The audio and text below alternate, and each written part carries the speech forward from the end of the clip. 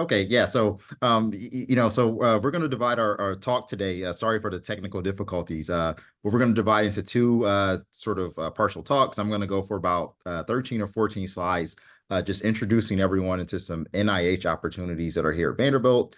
I'll then pass it over to my great co-presenter to give you a great deal of information about NSF and some other opportunities. And then I think we can take any questions that you might have. At least in my case, I'm starting to become, an old dude around here now. I'm 41. But I remember distinctly when I was a younger person, a graduate student, right, 22, 23 years old. And it was amazing to me that I could come to graduate school and get a PhD for free, right? Someone else was going to pay for me to better myself. It was sort of a novel concept. But what I quickly learned was that even better than having someone else earn money to pay for me, it would be pretty awesome if I could earn money to pay for myself. And so what I'm going to talk about early on is the philosophy about integrating funding applications and trying to achieve your own funding, and then transitioning into telling you exactly what the NIH has in store for you. And of course, my name is Steve Townsend. I'm in chemistry. On this slide, I have my contact information. So if you want to ask me about anything related to graduate education and funding, to what type of Jordans am I wearing today, please feel free to do so. So, with that, again, graduate education, particularly in STEM, is a free thing. The federal government invests a lot of money to make sure that we could train the next biomedical and STEM-based resources. But there are big time benefits to writing applications yourself and securing your own funding. And the biggest, I have a bunch listed on this screen. The biggest, though, are CV enhancement. When we think about, they often say one award begets the next award. And so, if you're a person who, wants to work at a place like Merck or become the next, great academic researcher, you're going to depend on getting grants and getting awards. And oftentimes the precursor to getting your next grant or award is that you previously got a grant. And really all of these things start at the trainee level, where you can try yourself to gain independent funding from your advisor. And this will just enhance your CV and enhance your career going forward. Now, off the bat, we often incorrectly use these words interchangeably. But when we think about funding, especially in STEM, there's sort of two different areas, and we'll tease this apart throughout the presentation. But there's sort of two categories: grants and fellowships. Now, grants, we like to think of these as being the pool of funding that supports a project, whereas a fellowship, in a way, is competitive funding that supports the person. And so, fellowships are things that you can use for stipends. Oftentimes, depending on the funder, they might come with resources for travel or for a computer. Whereas to contrast that, while grants can fund people and salaries, they're mainly used, especially in fields like chemistry, to buy supplies. And so, again, grants support projects generally, and then broadly, fellowships support people. Now, what kind of funders exist? Well, they're all over the place, right? They range from, your institution, where the university may have funding set aside for you, which we'll talk about some of that later. There are government agencies, the people, the American citizens, the taxpayers pay for funding through NASA, the NIH, the National Institutes of Health, the National Science Foundation. All of these big government tax-based bodies support all of the research that we do on a day-to-day basis. And then, of course, there's private organizations, different foundations that were typically set up by big-time philanthropists to support science and other fields at a very small level. Now, what are different funders about? Well, it all depends on the discipline. In chemistry, we have multiple go-to funders that, we might write for specific grants. We might go to specific funders for fellowship opportunities for students. These all really just depend on the topic of research that you do. Oftentimes, someone who's a sociologist would not likely go to the Sloan Foundation because they fund chemistry and physics and math type research. So basically, there's a wide range of funders, but they vary highly based on the type of topic that you're pursuing. And then, of course, with that, given that these funders are all different and they support different types of research, before you go out trying to apply for funding, you got to have a strong application, and you got to actually know what each funder wants. Okay. So some funders, the NIH, for example, we're going to talk about them momentarily. They have specific fellowship opportunities that are for first and second year graduate students. But they also have some that are strictly for third, fourth, and fifth years. They have some strictly for postdocs. And so for them, everything really depends on the career stage and the topic. But again, that's one funding agency. A lot of funding agencies exist in the United States, and they all generally have different requirements, different missions, and completely different application cycles. And so when we think about the application components, we're going to talk about this because the second you get to Vanderbilt, you want to hit the ground running with trying to secure your own funding. The application components are going to be very broad, right? This is just general guidance. But for the most part, when you submit an application, you're going to have some form of a research proposal, typically some form of a personal statement because funding agencies like to know about the person who they're considering for funding. Your CV/resume is what's going to record your track record, going to have all your academic achievements and accolades. Of course, letters of recommendation from people who can vouch for you, your transcripts to show your past history in the classroom, and then, of course, a budget to actually tell the funder what you're going to use their money for. So these are just some general tips on the far right. Once you get to campus, you'll hear more about this, but ultimately, when you're writing proposals, this is a very, very serious task. And so, you want to make sure that you're concise, that you're very clear. Don't use jargon. I wouldn't start talking to, a broad funding agency about the Diels-Alder reaction, right? Because they're not going to know what that is. So you want to make sure that you don't use in-community language and that you try to take a 30,000-foot view, especially for fellowship applications so that people know exactly what they're going to be trying to fund. And so that transitioned us to talking about the NIH, and I have about 5 or 6 more slides for you before I pass the baton. But again, the NIH, phenomenal funding agency. They fund a lot of the research that goes on at universities, particularly in the biomedical fields. And as you can see from this graphic, which is pulled from the NIH website, they fund people at all stages of your careers. And so if I think about my own career in science, the very first time I was ever funded was actually through a diversity supplement. I'll talk about those momentarily. But I was on a diversity supplement as a graduate student. I got a T32 type fellowship as a postdoctoral researcher. This was post-PhD. And then even now, as an older senior professor, my group is supported by an R35 grant, which is at the very end of this pipeline. And so again, whether you're 22 years old or 41, the NIH has different funding mechanisms in place to support you doing your research. And these even include awesome things like loan repayment programs. One of my graduate students actually just got approved to have her student loans paid for through the NIH mechanism. And so, the big graphic that I showed you before is pretty daunting. At this stage of your life and career, you're more concerned with the front part of the funding diagram. And so, we're going to talk briefly about service awards, which are T and F grants. I'll explain what that means more in a minute. And then, of course, we'll start with diversity supplements. So, once you join the lab, it's a high likelihood that you're going to work with a faculty member who might have NIH funding. And so if you are a person who's from an underrepresented group, this is a pretty good opportunity because the NIH will give your PI an 85% likelihood of getting this type of mechanism, specific money to support your stipend, your tuition, and even some travel money for you to go to conferences. And so I actually, for my current NIH grant, have one graduate student who's a native Hawaiian, and he's being supported by this mechanism. So super cool. It gives a good opportunity for a PI who has to initiate this process to get some money for an exceptional student. And then the NIH, because they have a big time mission and investment in diversifying the biomedical workforce, they're willing to put money behind that dedication and actually fund your education for several years. So in the case of my student, I wrote this request for a supplement. We were able to get 2 years worth of funding. So the entirety of his second and third year stipend and tuition were covered by the National Institutes of Health. And then what we offer them in return is that we're going to give great training to the student. And then hopefully he's going to write a grant or a fellowship himself so that he can get his own independent funding.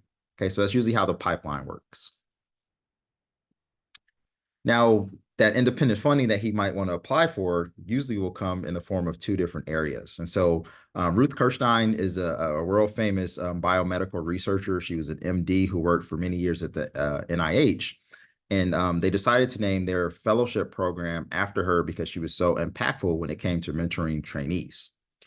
And so when we think of Ruth Kirstein Service Awards, they basically come in 2 forms, and we're going to talk about both.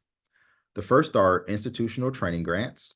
And so these are effectively, departments and different sponsors at a university write off to the NIH and say like, hey, we want to train people to understand, for example, chemical physics.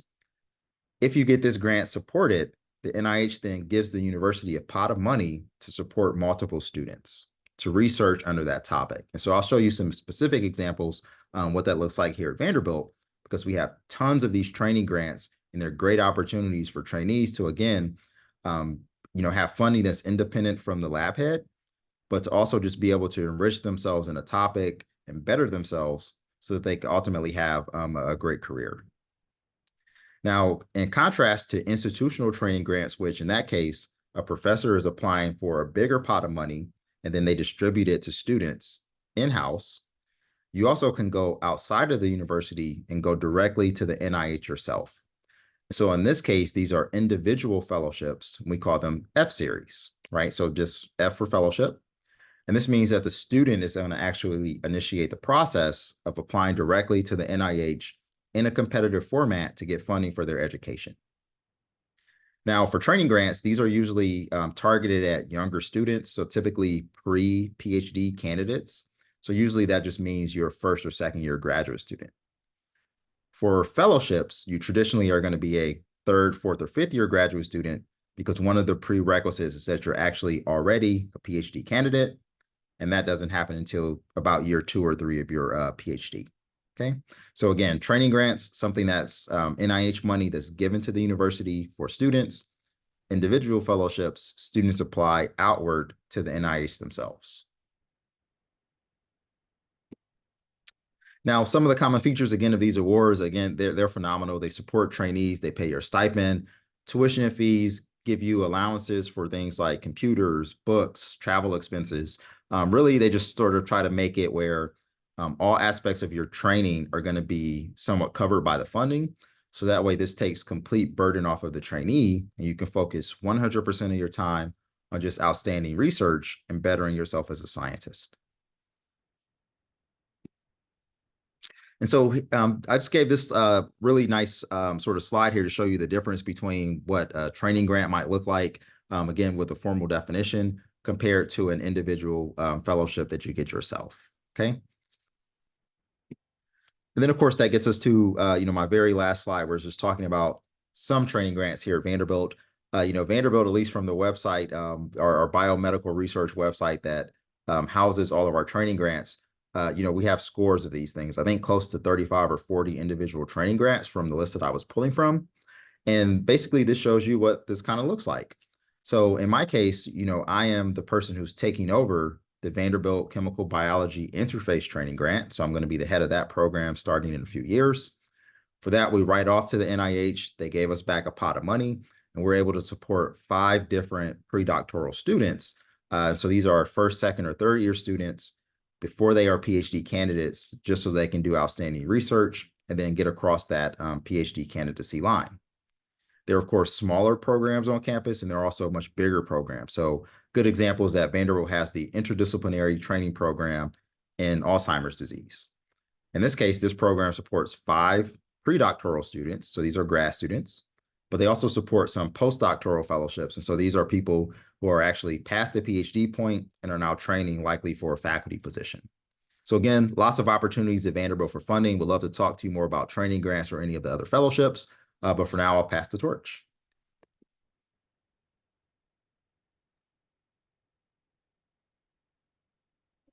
Hey, everyone. I am Elizabeth Harrington Lambert, and hopefully in a minute, it's going to decide to let me share slides.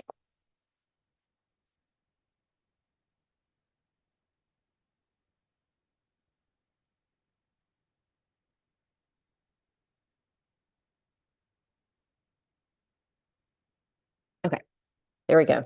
So I lead the fellowships team in the Career Center. I also want to note, just because this is new and fairly unique to Vanderbilt, since COVID, the Career Center has served undergraduates, graduate students, postdoctoral scholars, and alumni within 2 years of completing their degree at the undergrad or the graduate level. So I have several colleagues who all have disciplinary PhDs. who support our STEM folks, our humanities, social sciences, and then there's a separate career center connected to biomed programs. That's the BRAT office. And the Aspire program is also part of theirs. So lots of folks waiting to support you if you join us at Vanderbilt in the fall. Fellowships in my world, because they cover all disciplines, look a little bit different. And I'll make sure that these slides make their way to you so that you have the clickable options, and because I'm not going to read every word of it. In context beyond STEM and biomed, many of the things fellowships are funding are academic and professional development focused. Intercultural competency, cultural humility, language development are incredible priorities of both the federal government and private funders in the US and abroad. There also is an interest in developing future scholars, future researchers, future academics who have a service mindset. And we'll talk about this a little more with the National Science Foundation Graduate Research Fellowship, but it's incredibly important as you're developing your research projects and your dissertations to think about what the broader impacts, and particularly what the community impact or the social impact of your research will be, and to be able to communicate that, particularly if you're looking for governmental funding. Beyond that, why should you pursue fellowships? Steve covered many of these things. They will particularly make you a stronger applicant for everything down the road. Awards snowball. In the first year on campus, we don't have a huge number of students who come in with external funding just because there's so few of those awards these days, but we have a substantial number of students who apply for things like NSF GRFP, who apply in the humanities and social sciences for opportunities like Fulbright, for awards offered by the Department of Education and by the Bureau of Educational and Cultural Affairs at the State Department. Fellowships will make you a stronger applicant regardless of what your future career goals may look like. At Vanderbilt, my team supports approximately 40 awards that require nomination or some sort of university coordination. We support about an additional 50 that don't require formal nomination, but that require, or that you are strongly recommended to work with us, or in some cases also with our colleagues in the graduate school. So this is a screenshot of the 60-page document that lists every award that I've been able to document that a Vanderbilt student, alum, or postdoc received. If it is highlighted in gold, it's something that Vanderbilt has to certify some aspect of your application. If it's highlighted in blue, you would do well to work with us. We may have to certify your student status. We may have to complete some other brief documentation. If it's not highlighted, you could probably apply on your own, but I will always suggest that you take advantage of resources like your PI, more advanced graduate students in your lab if you're in a STEM field, students from cohorts above you if you're in humanities or social sciences, and build your network and connect with Vandy alumni who are a few years ahead of you or who've recently left, because they are the ones who have the most immediate knowledge. This is just a cross-section of the types of awards that students have won. When you get this, this is clickable and it'll take you to the homepages of the various funding agencies. There are several really great databases that are linked on our website and that are linked on the PDF handout that you should be able to access once you have the slide deck. Essentially, it's really hard to say who is eligible for which award because it depends on whether you are ABD or a PhD candidate or not. Some require it, some disqualify you when you hit that level. Some awards filter on the basis of citizenship or residency. Some awards are connected to whether you're pursuing a master's or a PhD. Some awards are open to anyone who has a completed bachelor's at the time of application. It really varies. So I recommend starting with some of the search engines and seeing how many results you get and then filtering accordingly. And at that point, touching base with us to talk about specific opportunities. Also, it honestly depends on what specific research you're trying to do, the duration of that research, what resources you may need access to, if you need particular equipment, if you need to travel. For the humanities and social science folks, if you need to access archival collections, for example. I want to highlight a major growth area in terms of government funding and international funding. Particularly the war in Ukraine has highlighted the significance of language skills and of having folks across disciplines, including in STEM, who have language skills. The Boren Awards are open to students at any level. For the undergrads, it's scholarship. For the grad students, it's called the fellowship. The application is almost entirely the same. Boren can fund short-term and longer-term language-focused internships, thesis or dissertation research, or pure full-time language study. Critical Language Scholarship is sort of the summer equivalent of that. Boren covers more languages.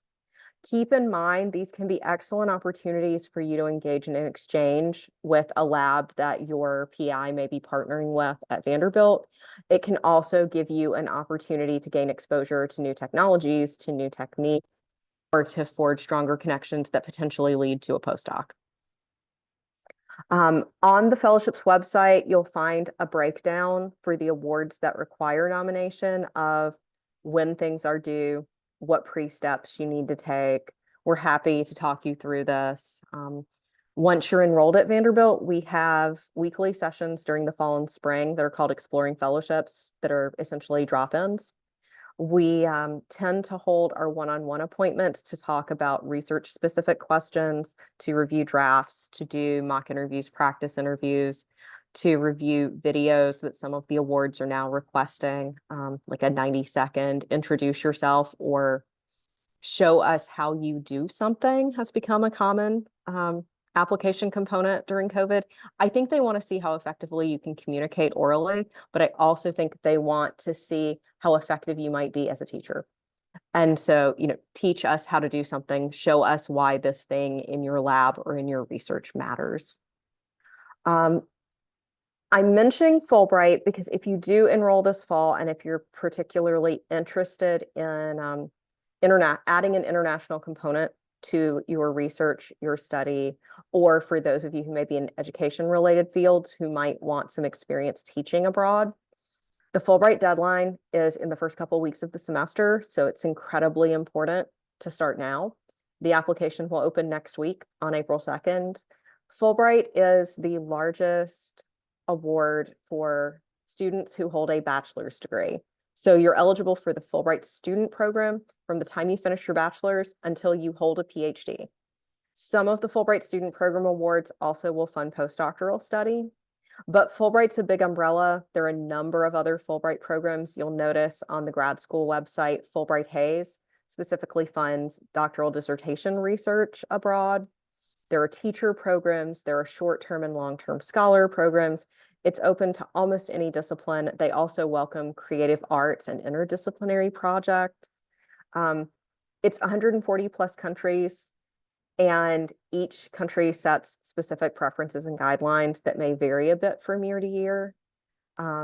We would love to see more applicants. We've been a top producer 2 of the last 4 years, which I'm particularly proud of considering the impact of COVID on international travel.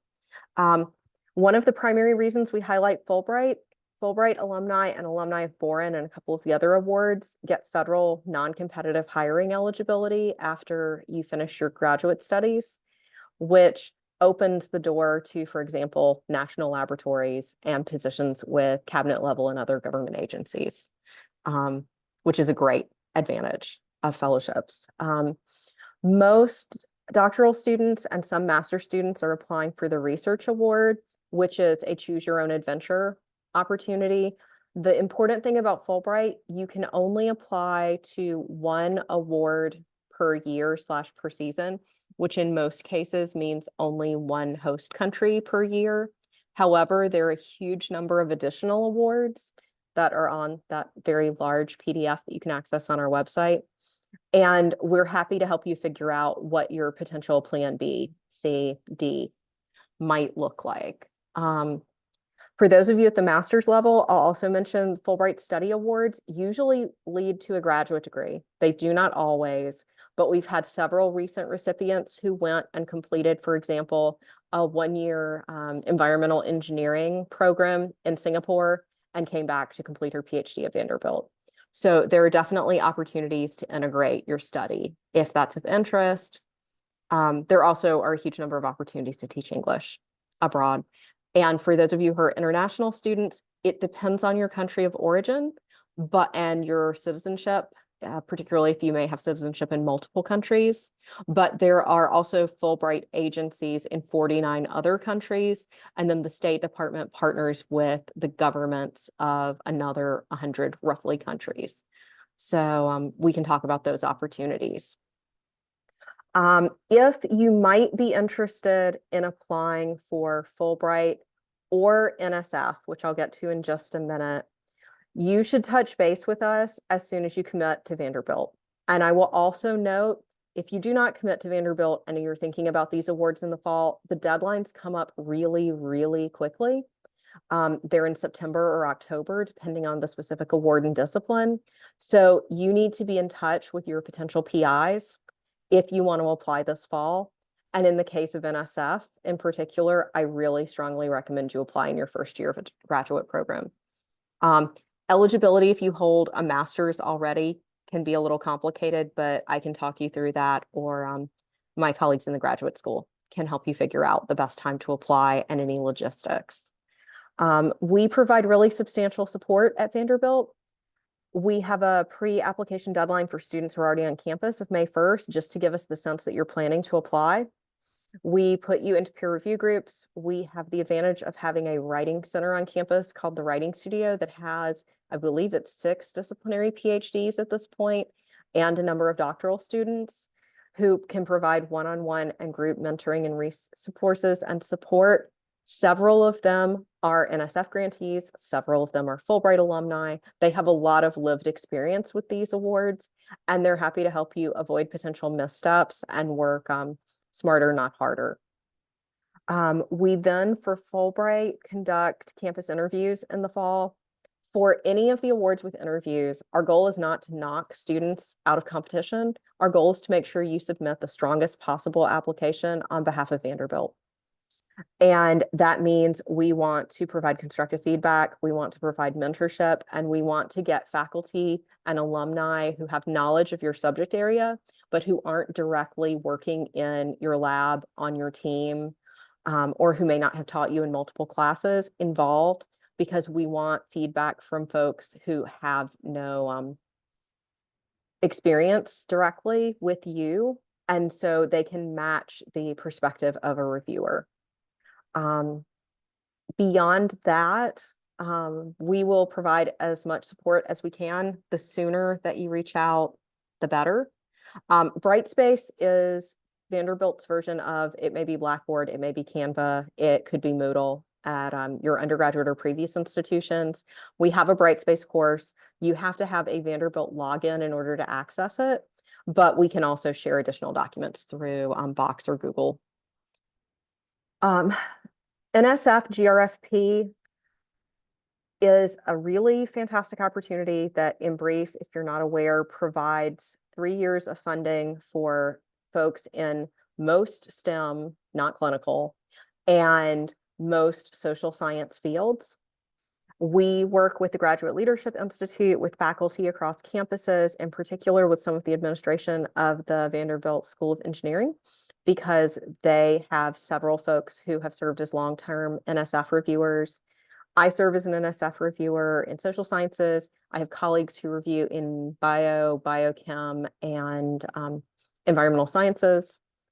We are happy to support you throughout the summer.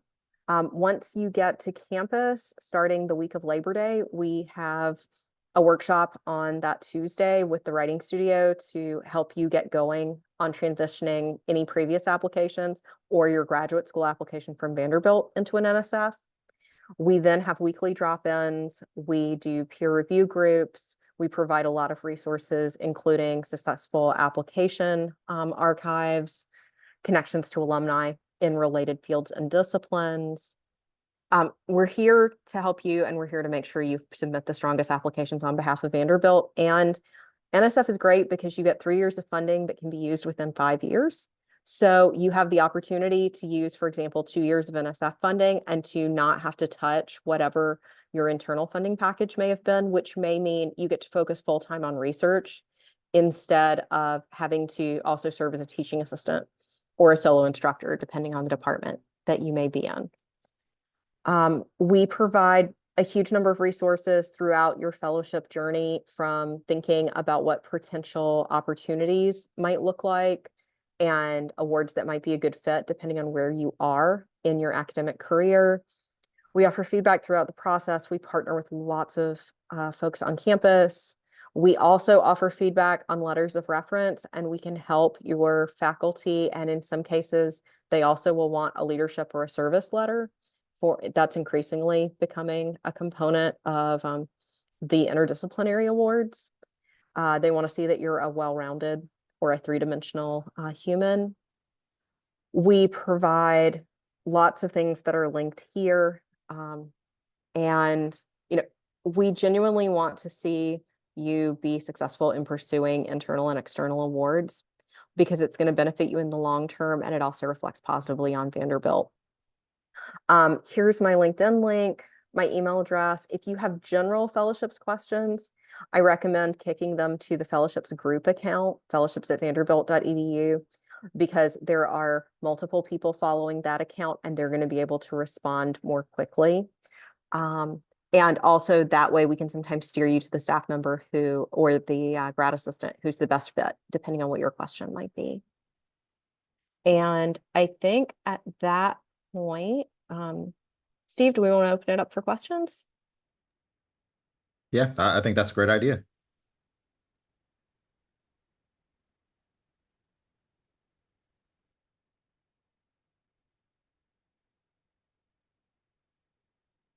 And it's fine to drop things into chat if you don't want to turn camera on and show your face.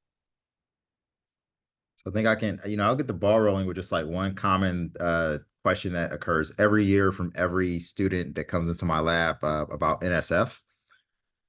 So, we were very fortunate. We had 2 winners last year from one group, which is almost unheard of. But most students ask, including these 2, personal statements. The question is always how personal. And at least from my perspective, like on one side of the coin, I always tell them, you want to set the context correct for like who you are and where you came from and where you're going, what you're offering. But you never want to drift too personal or too immature, right? You don't want to tell people about the volcano that you made out of baking soda and vinegar in the 3rd grade that set you on this trajectory for science. So I guess, I would ask, like, what's your opinion on how do students write and start these letters off? Oh, it's a great question. I think it partially goes back to one of the comments you made about knowing who your funder is. Certain private organizations in particular may be a lot more interested in personal details, or maybe looking for certain identity factors, or for folks who come from a particular geographic region, from a particular type of institution. For example, if it's a USDA award that frequently goes to students from rural areas, it makes absolute sense to tell us that you grew up on a farm in Iowa and how that shaped your experiences and how that made you the individual that you are, and why you want to do the research that you're now proposing to do, if it's related. If there is a language or a cultural component, if you can connect to that, I think that's really important. I think federal awards as a whole are more impersonal, but they do want to know if you have overcome particular challenges. I'm thinking of examples from recent applicants and recipients. A student who was a caregiver during part of undergrad because there was a parent with cancer. That's something that is incredibly relevant. It impacted her GPA. It impacted her ability to be involved in research and in leadership and in service. It absolutely makes sense to address anything that potentially, is a deficiency or something that you'd want a reader to know to have further explanation on your application. I think the other thing is, and because of recent Supreme Court decisions, it's really complicated right now, and funding agencies are still navigating this. Generally, it's a good idea to indicate in applications the ways in which you may be underrepresented in that applicant pool, depending on what the award is and what it's attempting to fund. Read the guidelines. Definitely feel free to reach out to us, to reach out to the Career Center, and honestly, in some cases, depending on the award and the funder, to the program manager or whoever the official that's listed. If it's a federal grant, there's going to be a human and a contact address, and they can tell you specifically. We are getting conflicting advice right now in terms of what to tell students and how things are being assessed. For example, last year, the Fulbright Hays competition was delayed by a month mid-competition because of a lawsuit over how students were being judged for heritage language skills. There was a lawsuit that was settled this week about some of the government internship programs. So it's we live in interesting times and things are developing really quickly. I see there are a couple of related questions. Okay, NSF GRFP grants are due in October. It depends on your discipline and in some cases in your subfield. So they'll put out a list over the summer that will be, October 16th is these 3 areas, October 17th is these 3 areas. It's usually spread over about 10 days. And my understanding is the primary reason is so they don't crash the system, because we're talking about 10,000 plus applications and it does get a little buggy. There are sometimes challenges uploading transcripts and attachments. And so I usually say, try to submit early. Try to have everything ready except your final drafts of essays by the beginning of October, and go ahead and upload everything else. You hear back generally around April 1st. We haven't gotten the notification for what day it's going to be this year, but we are all guessing, with a number of agencies shut down for Easter holidays this weekend, that it'll be sometime next week, rather than Friday. Let's see. How does Vanderbilt compare to other schools? Depends on the specific grant or award. We're a top producer for Fulbright. We're a top producer for DAAD. We rank very highly with NSF. We've had between 35 and I think 42 or 43 NSF GRFP grantees the last 3-4 years. Fulbright, we've been averaging between 15 and 20, and keep in mind that a lot of countries weren't running 2020 through 2022. So the last couple of years are not a great metric for international opportunities. But Vanderbilt does well. Our students do well. And one of the reasons that we have beefed up the services offered by fellowships and by the Career Center and partnering with our friends in the Writing Studio and the Grad Leadership Institute is to encourage Vanderbilt students to pursue these opportunities earlier, because sometimes you don't get things the first time that you apply, but you absolutely learn from the process. And, on my slides, I always talk about gaining clarity. It's incredibly important to learn what you do value and what you don't value, and what you do enjoy and what you don't enjoy. And one of the things that comes from in some of the programs where you rotate through various labs is finding your fit. And I think the same thing is also true, to Steve's point, some of you are going to end up working in big pharma. Some of you are going to end up working in national laboratories. Some of you are going to end up teaching at a variety of institutions at different levels. So giving you exposure to that wide range of opportunities and preparing you to find the opportunity that's the best fit for you.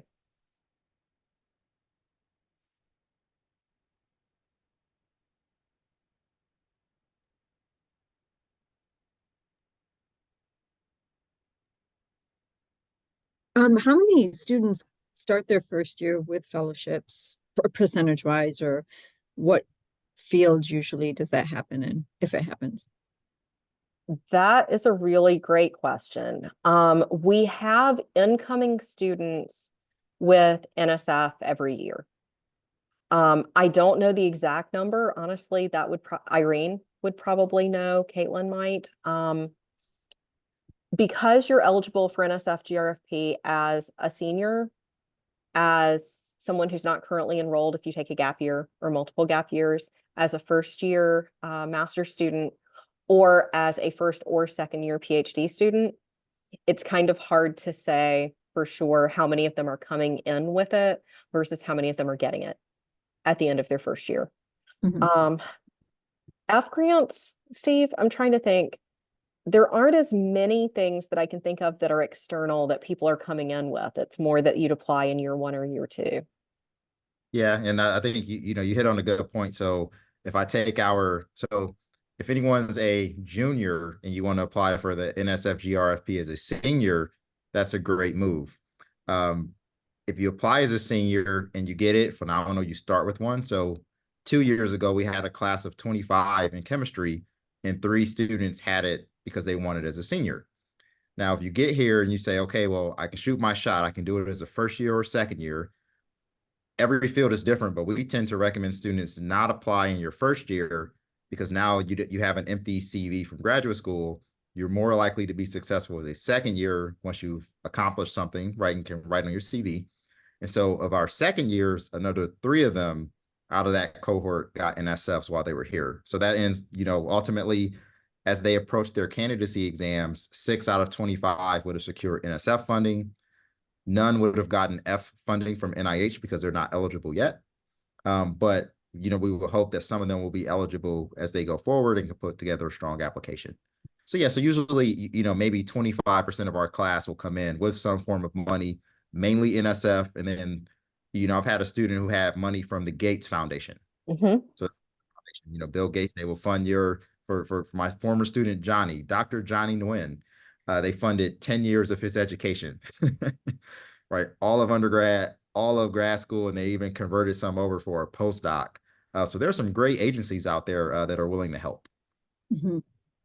The other thing I'll mention, if any of you transferred as undergraduates, there are a handful of specific awards, including one that's funded by Gates, but the Jack Kent Cooke Foundation is the really large funder, that there are additional things we can nominate you for or that we can support you in seeking. Beyond that, let me think, other awards students could come in with. So SAMVID won't fund PhD students. It'll only fund master's students, but that application, and just a heads up for any of you who may be interested, the deadline has not passed. The deadline is in April for people starting graduate programs in the fall, but you have to be coming in at the master's level, not direct admit to a PhD program. SAMVID's fairly new. It's only been around for, I think, 2 award cycles, but they're growing. We have a number of students who come in every year that are international students that are on foreign Fulbright awards. And that's across disciplines. And I think every country does it a little differently, is my understanding. But in some cases, they apply directly to Vanderbilt, saying, my first choice is, a PhD in chemistry at Vanderbilt. In some cases, they apply in the discipline, and the host country then works with them in terms of which universities would be the best host, which labs are equipped, and which PIs are interested in hosting international students. Mhm. I'm trying to think. I would say the majority of the students other than NSF are getting external funding either once they're ABD or once they're very close to candidacy. It's funding that's paying for research. It's funding that's paying for them to complete their dissertation, to write. It's less funding coursework. Honestly, because I think funders see it as more exciting to see that you have something in the pipeline that you've made progress on and that there will be a deliverable at the end. And I think it's also a metric of success. It's another way to measure your your academic strengths too, and it validates outside of your work at Vanderbilt, you're being measured by a third party, and that says a lot, I think. It does. And, I think just in terms of general advice, wherever you land in the fall, start applying for internal opportunities, whether it's in your department, whether it's in the graduate school, whether it's in, College of Engineering, Arts and Sciences, whatever that may be, depending on your field, because awards snowball and funders like to see people who have been previously funded. And the other piece of advice I'll give you is, at least for the first year or two of your graduate career, maintain a relationship with one or two people from undergrad. Or if you are coming in with a master's, with people from that master's degree, because you will need recommendation letters or you will need references. And it's going to take you time to build those connections at Vanderbilt. And so, for example, when I'm reviewing NSF applications, to Steve's point, second year PhD student applications are often stronger because first year PhD students may have only known their PI for 5 or 6 weeks when they apply. Now, there are exceptions. There are people who did undergraduate research or an REU at Vanderbilt. There are faculty members who may have come to Vanderbilt from somewhere else. And so you may have a pre-existing relationship with someone. But keep in mind that you want really strong endorsements from people who can speak to you beyond, they have these specific concrete skills in the lab, or they show up to class on time and they made a good grade. You want more detail. You want information on work ethic. You want them to be able to write about the way that you've mentored younger students in the lab, or the way that you work as a teaching assistant or as an associate instructor. And it's honestly a good habit to just maintain those connections and relationships and keep folks in your network aware of what you're doing.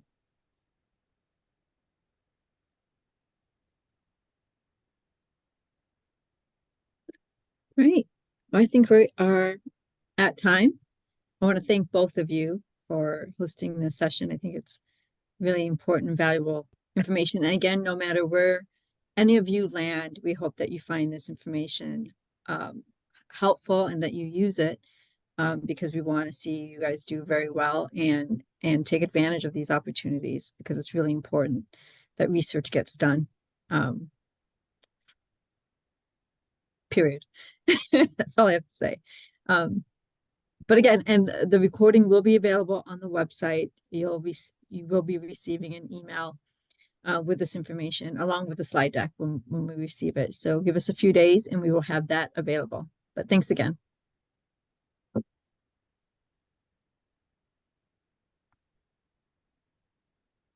Very nice.